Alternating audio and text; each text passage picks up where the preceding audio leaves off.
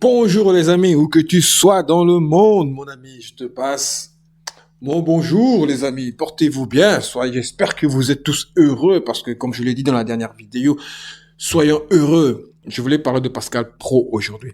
Pascal Pro les amis. Je ne sais pas si vous avez entendu les propos de Pascal Pro, mais j'ai trouvé ça ignoble. J'ai trouvé ça vraiment... J'ai pas les mots. Je vous mets la vidéo. Regardez, écoutez, faites-en vous-même votre propre analyse. Même il y a parfois une vengeance, une rancœur. Il y a beaucoup de femmes. En fait, il y a beaucoup de femmes, ce que vous dites, qui n'ont pas eu la chance d'être regardées par les hommes et qui, de ce fait, nourrissent parfois contre eux un sentiment de revanche. Mais c'est vrai à l'inverse. Mais c'est vrai aussi à l'inverse. Il y a beaucoup d'hommes qui sont très misogynes parce que les femmes ne les ont jamais regardés de leur vie. Et c'est tout. Je ne pense pas que ça soit la bonne grille de lecture. Ça doit exister, forcément. Quand aucune femme ne vous a jamais regardé, vous devez vous dire que les femmes sont pas des femmes formidables, sans doute, non? Donc voilà. Donc je pensais vraiment avoir tout entendu de ce gars, hein, parce que en ce qui concerne la Palestine, par exemple, il n'arrête pas de nous surprendre de jour en jour. Nous connaissons déjà sa portée politique. Nous savons déjà de quel côté il est rangé. On sait déjà de quel côté il vote. Même s'il nous dit, ouais, mais non, vous savez pas, moi je ne l'ai jamais dit, vous ne pouvez pas le savoir, vous faites là des procès d'intention. Non, ça va, on sait de quel côté tu votes. Donc, il n'y a qu'à regarder ton plateau. Donc, là, il a frappé fort, je trouve. Une masterclass de sexisme, comme à la grande époque des bistrots en fumée, vous voyez ce que je veux dire? Sauf que là, c'est du direct, c'est à la télé. Et apparemment, personne sur les plateaux n'a trouvé ça vraiment dérangeant. Oui, t'as le gars qui a répondu, ouais, mais bon, tu ne fais pas vraiment...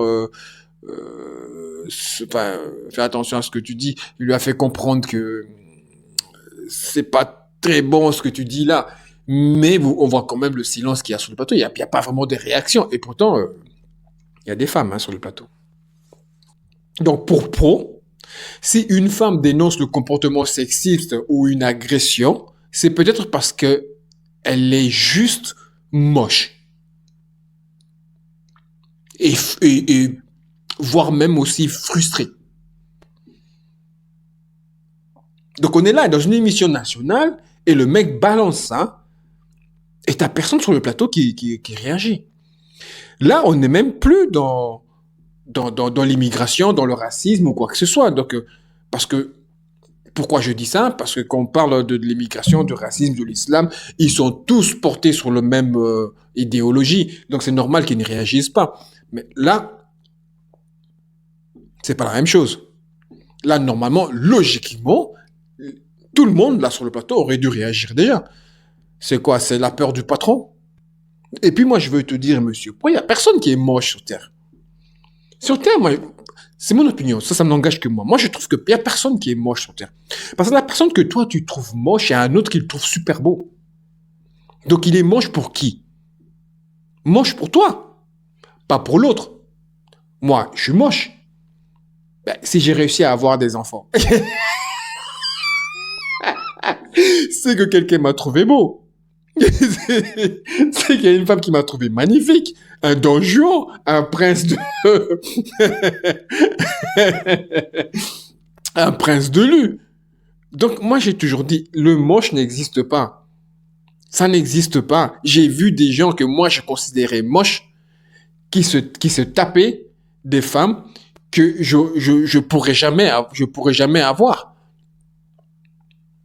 Comme j'ai vu des femmes super canon, à mes yeux, qui avaient des hommes, à mes yeux, que je considérais, j'ai dit, oh là là, si je passais par là, je suis sûr qu'elle m'aurait choisi, moi. Non, non, la beauté réside dans le regard de l'autre. Le moche n'existe pas. Ça, c'est ma théorie, hein. C'est ma théorie à moi. Moi, je dis qu'un moche n'existe pas. Donc là, il est totalement en roue libre. Alors, il reprend, il dit, mais c'est vrai aussi à l'inverse. Il y a des hommes misogynes parce que les femmes ne les ont jamais regardés non plus. Oh, oh, oh, oh, oh, oh, le demi-tour foireux. Oh, oh, oh, oh, oh, la petite pirouette. Oh, la petite pirouette. Donc, là, en fait, c'est quand tu sens que tu as dit une dinguerie, tu vois. Quand tu sens que tu as dit une connerie, tu cherches l'équilibre. Tu vois. Parce qu'à un moment donné, comme il n'y a personne qui réagissait, tu le vois bien.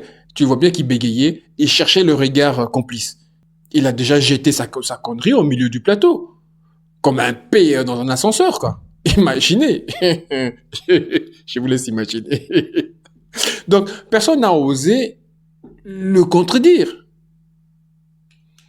Et pourtant, je suis persuadé, quand tu entends le silence qui a régné sur le plateau, personne n'a été d'accord avec ses propos.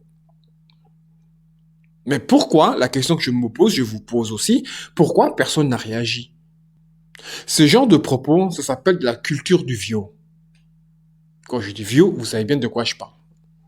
Si je dis le mot, Facebook, YouTube va bloquer la vidéo. Donc, vous savez bien de quoi je parle. C'est une façon insidieuse de décrédibiliser la parole des femmes. De faire croire que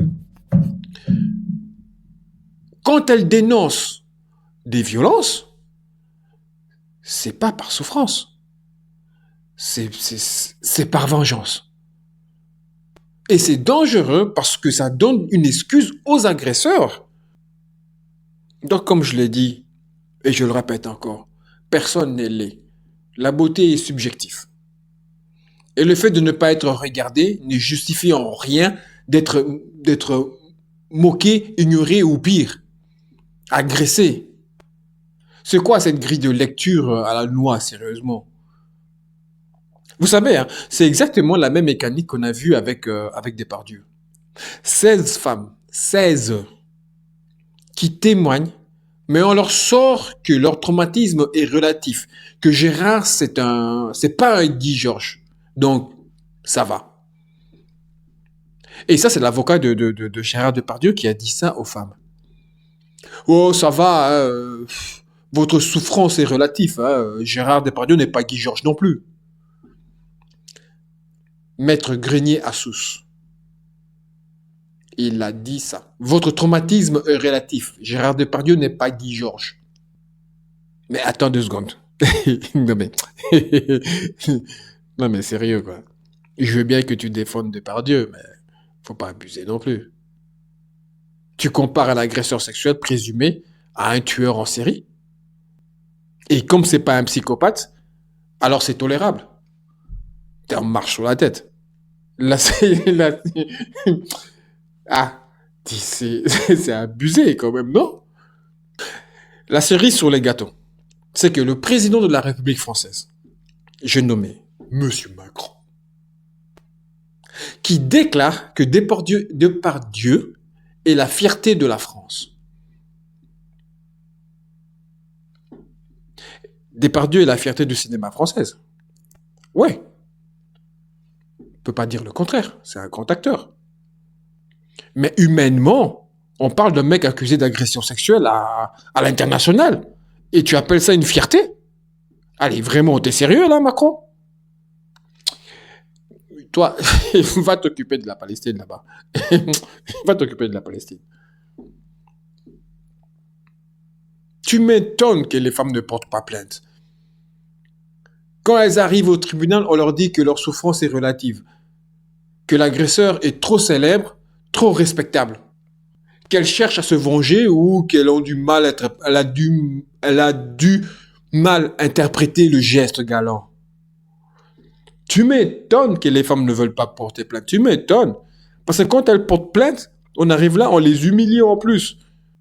Alors, juste pour rappel, le viol est le crime le plus commis et le moins puni. Ne l'oubliez pas.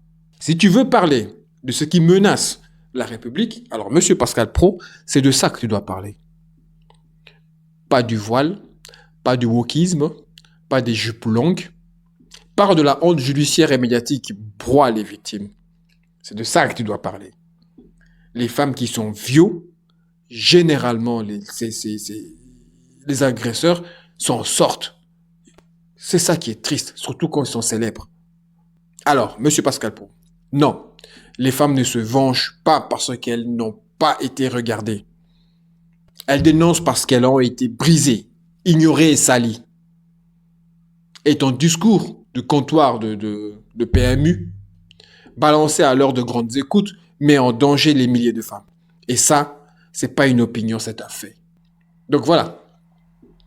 Si toi aussi tu veux qu'on arrête de banaliser la violence sexuelle, partage cette vidéo, mon ami.